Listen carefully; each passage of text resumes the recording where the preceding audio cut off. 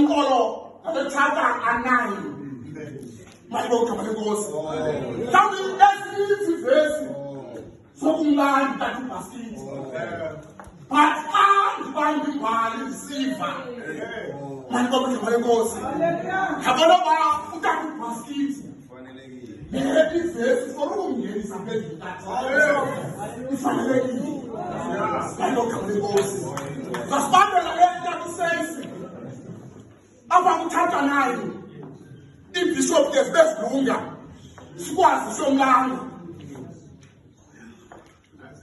masifumane izwi lethu kule ncwadi njengoba selethilo ihlobo ndaba uDavide ubonakalisa inceba kaMoshefesheke. Uyabona ke inaba kaThixo inaba kaThixo ayifani nezinceba mayibonke abalenkosi ndiva utata apha echaze sithi intambiso yalixhego it's 12 times mayibonke abalenkosi but intambiso ekhonjwe ngabantu leyo mayibonke abalenkosi ineba kaThixo funda kamsesi Wathi uDavide akusekho mfundela kwindlu kaSawule ukuze ndiyenzele inceba enxaka Yonatani. Uyabona inceba esifumanayo lakudala asizifumani ngoba singamakhule okwenza okanye sindwelile mayibonke abalenkosi ufika uDavide uyakuzwa akusekho nemfundela endlini kaSawule Amen. yenzele inceba enxaka Yonatani. Hallelujah. Mayibonke igama nalaphezaba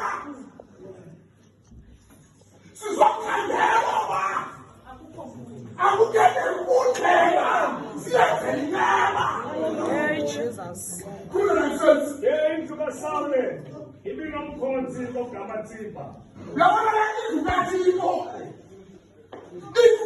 yonke iba nomkhonzi Hallelujah. indlu kaThixo inabaququzelele indlu kaThixo izinto zikaThixo zibabuzwa kubakhonzi bakaThixo Amen. khulula namsensi Bambizela kuDavide wathi ukumkane kuye uTsibhana.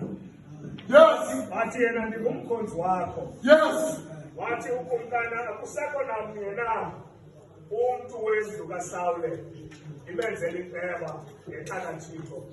yabona wahlula uDavide ngoku lana bendithetha ndisithathililaba nakusichaza senza abantu malibonke igama lichithile lonke